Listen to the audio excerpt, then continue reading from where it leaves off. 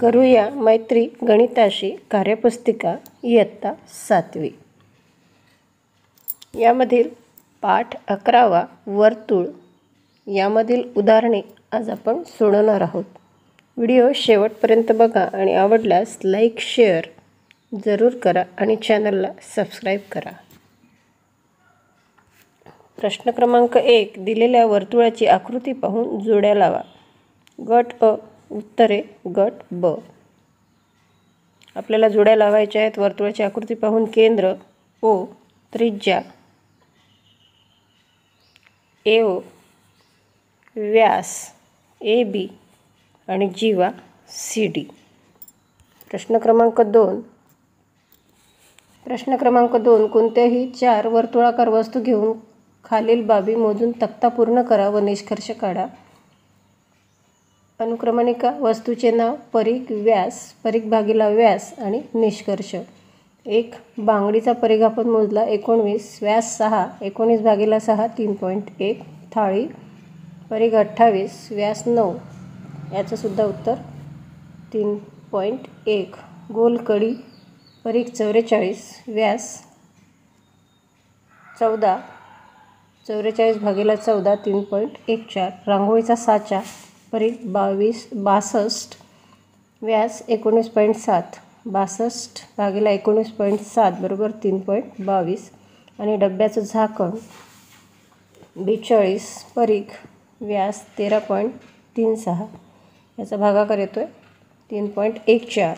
यावरून आपल्याला या सर्व उत्तरांचं निरीक्षण केल्यास असा निष्कर्ष काढता येईल की वर्तुळाच्या परिघाचे त्याच्या व्यासाशी गुणोत्तर तिपटीपेक्षा किंचित जास्त व जवळपास स्थिर असते। 3 सोबतच्या आकृतीत दाखविल्याप्रमाणे एका वर्तुळाकार बागेला बाहेरून कुंपण घातले आहे। कुंपणाची लांबी 48.4 मीटर आहे। बागेच्या मध्यापासून कुंपणापर्यंत रस्ता करायचा आहे, तर त्या रस्त्याची लांबी किती असेल? कुंपणाची लांबी म्हणजेच परिघ व रस्त्याची लांबी म्हणजेच त्रिज्या। आपल्याला परिघ इथे काढायचा आहे। C बरोबर 2πr। C आपल्याला दिलेला आहे 48.4, 2 गुणिला 3.14 गुणिला 4, 3.14 ही पायची किंमत आपण घेतलेली आहे।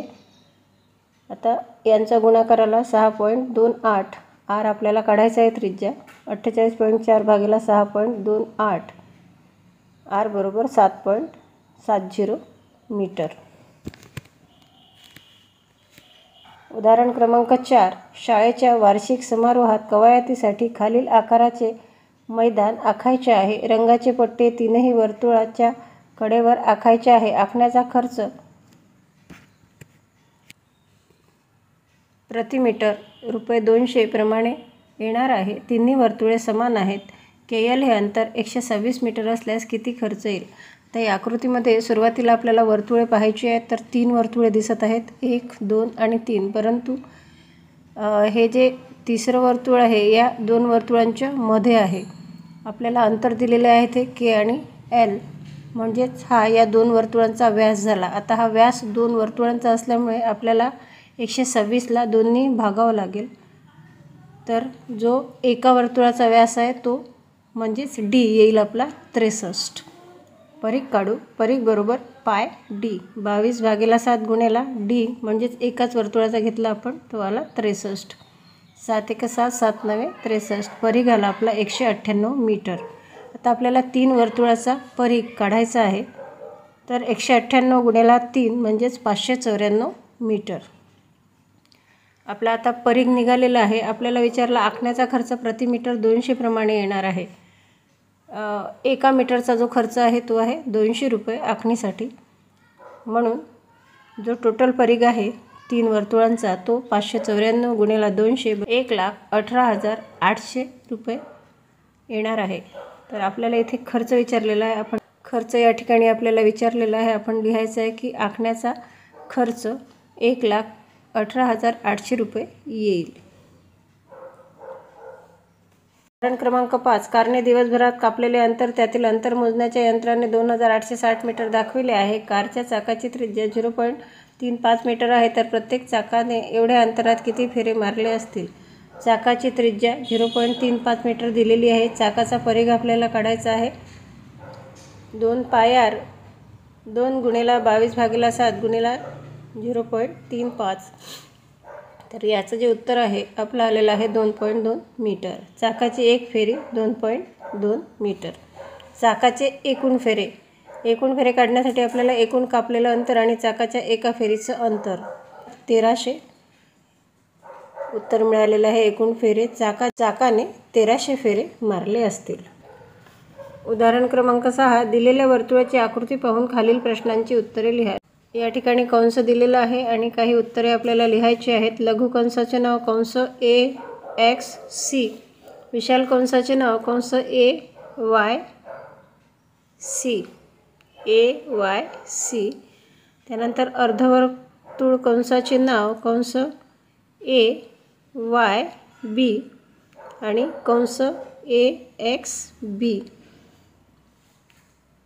4. माप कंस AXC जर 89 असेल तर माप कंस AYC बरोबर किती अंश असेल. माप कंस AXC आपल्याला 89 दिलेला आहे, तर AYC बरोबर 271. 360 मधून आपल्याला हे 89 वजा करावं लागेल, तर आपले 271 इथे उत्तर आलेलं आहे. यानंतर 5. कंस AXB बरोबर माप कंस AYB बरोबर 180. AXB आणि AYB यांचं जे अर्धवर्तुळ कंसाचं माप आहे ते 180 असेल. या ठिकाणी आपण 11वा पाठ वर्तुळ इयत्ता 7वी पूर्ण केलेला आहे. See you in the next video. Thanks for watching.